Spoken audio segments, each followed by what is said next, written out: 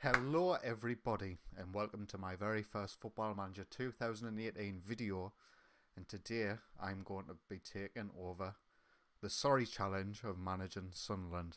Now if you're not aware, in real life Sunderland had a pretty disastrous season, that's no word of a lie.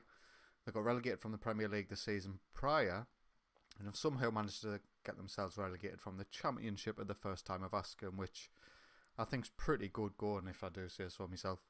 As a Sunderland fan, I was obviously saddened by what happened this season, so I've decided to take over them on Football Manager and see if I can do any better. And to be honest, I think I can. So one of the major reasons of why Sunderland failed this season was our squad. It's got a lot of former Premier League talent in it, but a lot of it's overpaid, injury prone, and just damn right poor. Our goalkeeping options are Jason Steele, who looks okay, and Robin Reuter, who looks okay. The pair of them, they're probably just about good enough for the Championship, so we won't need too many reinforcements there.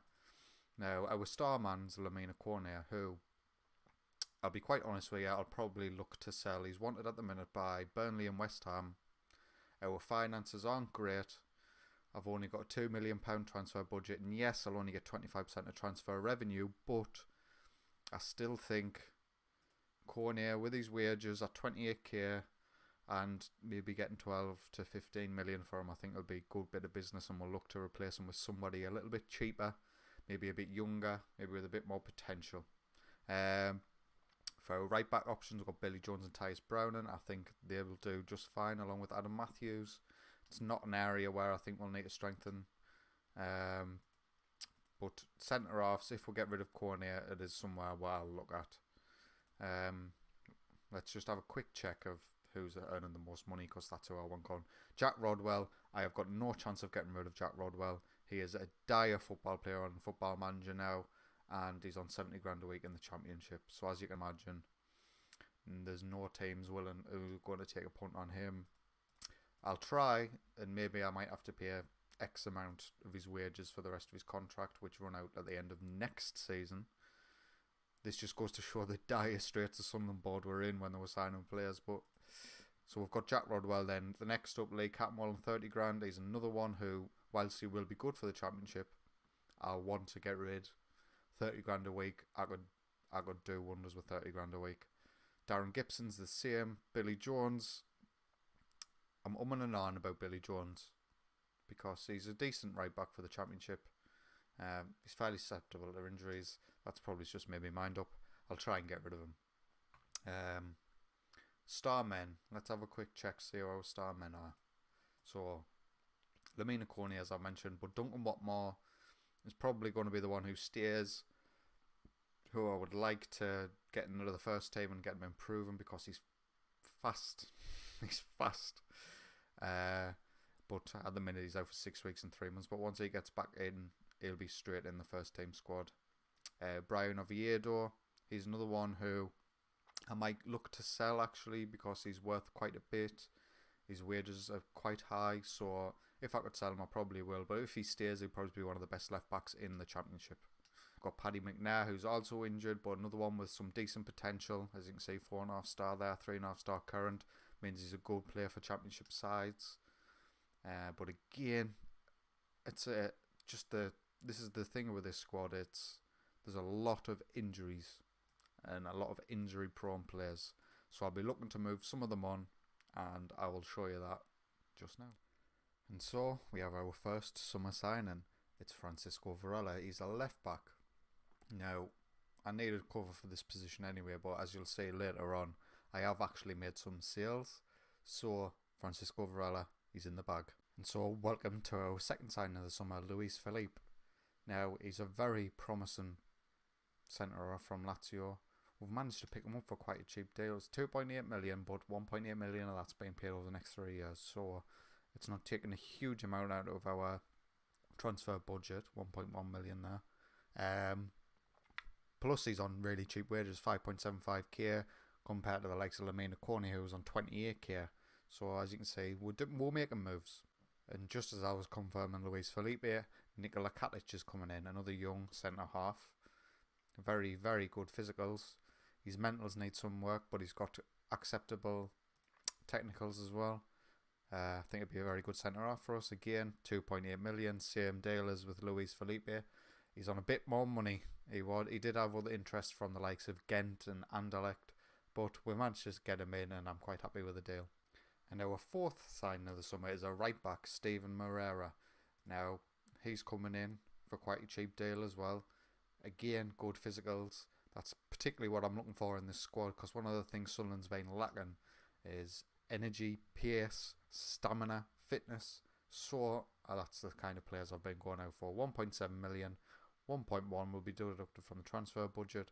11k a week, he's a bargain. Another new man in the door, Amin Bassi. Now, he's a talented attacking midfielder who I'm looking to try and convert back to this centre midfield position as a Mazzala. His physicals leave a lot to be desired, but his mentals and his technicals are decent for this league. Determination of 4 kills me inside, but there's not many options out there at the minute, so he was highly rated by my staff. I've got him in for 2.4. Again, 3 instalments. I'm kind of banking on the fact that we're going to get promoted, because if we don't, we're going to have a very, very diminished transfer budget next season. But with the young players I've brought in, we should be alright. So he is possibly our final sign of the transfer window. It's a striker called Pascal Kopke. And that's what we're going to go with. He wasn't my first choice. He wasn't my second choice. But he's what we've got. Good physicals, half decent mentals. Technicals, meh. But he's coming in. He's probably going to start. He's better than Ashley Fletcher, definitely. But we're only playing one striker in our system, which I'll show you just before the Derby game. So I'm quietly pleased, but I wouldn't expect him to be tearing things up. He does have some potential, so he can get better. He is an injury prone, which a lot of the people who showed up on my lists were, so thankfully for that. He isn't massive money. We'll take him.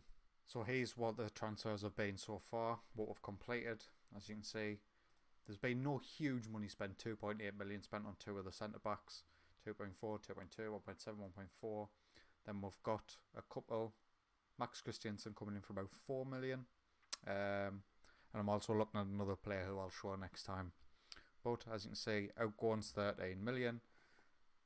Incoming, we've spent 13 million. Outgoing, we've actually brought in 26. Now, obviously, a lot of that the board have just swallowed up because they're only giving us 25% of transfer revenue, which is fine.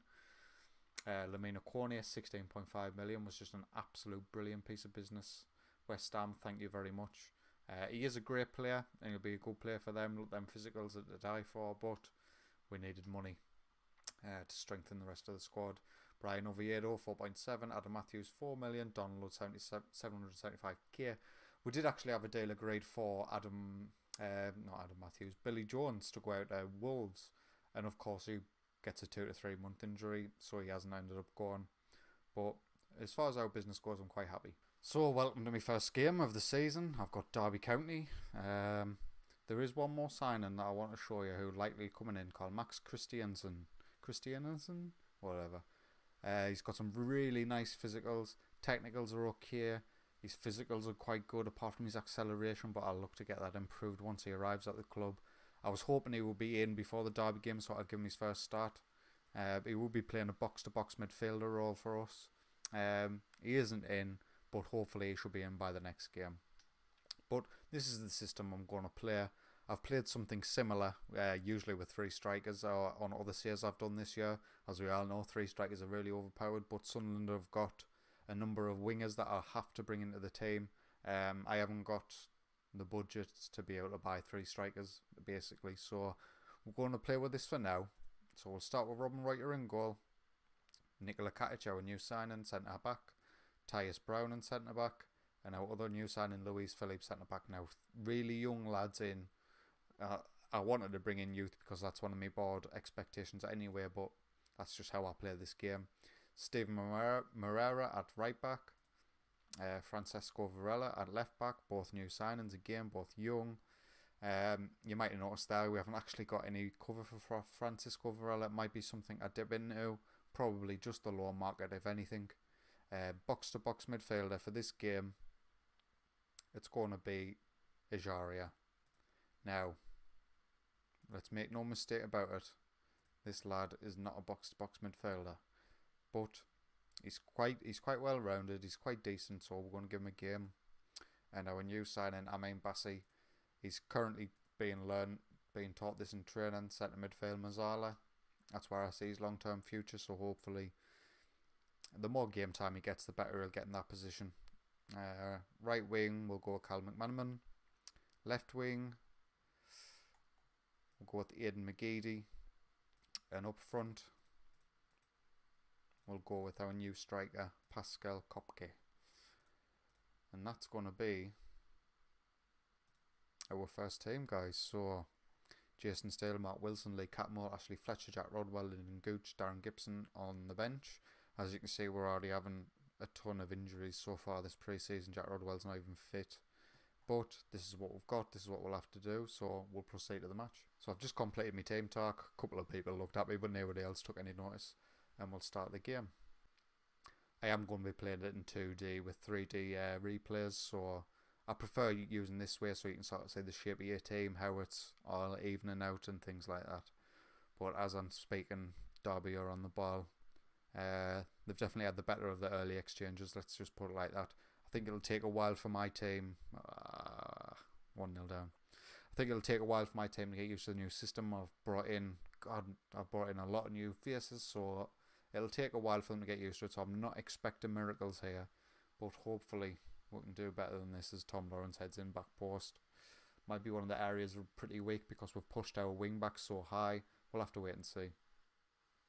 Derby have got the ball again. The past 15 minutes has been quite quiet, no real chances, but here we are with Andy Vyman on the right. Oh, Kopke, are you through? Oh, awful stop. We're not really doing much here, lads. Let's give him a side pitch shout, demand some more. We're not looking great here in terms of ratings. Nobody's performed particularly well. Oh, brutally exposed there, the centre back. One of my options was pushing a centre back into defensive midfield, maybe, but I feel like we need them 3 centre backs, so we're gonna keep pushing on with this. Passionately tell the lads I believe they've got more. This has been all Derby, to be honest with you. They've been all over us. We're not really doing much. Ajaria, come on. Gives it away. I'm hoping once the more defensive-minded Max Christiansen comes in, that might shore up that midfield a little bit. But at the minute, we're looking a bit exposed. Dave Nugent with a shot there. It's not looking great. It's going on the counter here, see if we can change something up these last few minutes. Tom Huddleston again, another chance, Derby. I don't think I've actually seen us have a chance yet, which is worrying. Right, attacking. Throw the balls to the wall. Come on. Bassi with the red card. It's not what you need. Get Tyus Brennan off for Lee Catmull. Yeah, we're going to be. I think this game's going to get away from us here. Kopke's looking a bit tired. We get Ashley Fletcher on for him. And we'll leave it like that. Another chance for Derby with Andrea Wisdom down the right. Huddleston. Right over the save. They've been pretty wasteful with our chances, to be honest with you. Just not making. I think I might have to have a look at this afterwards. Ashley Fletcher, come on. What can you do? Not good. Big win. Well done, Catmull. McGeady, what can you do? Fletcher, come on. Man, Fletcher, take your time. We've had a couple of chances, but nothing really clear, as you can see by the stats. They've dominated this game. And that's it, full time. 1-0 defeat to Derby. Not the best. But as I said, it'll take a while for this team to start gelling and getting in with it, getting into the rhythm and getting used to the tactic in particular. I'm going to change that for the next game. But other than that, that's my first episode of Football Manager 2018. If you have enjoyed it, please leave a like and consider subscribing. There'll be Football Manager videos daily, as long as I can get them out. But Other than that, you'll see next episode where we've got in the next 5 or 6 games or so. Max Christiansen will be in, maybe another new left back, who knows. But until then, I'll see you.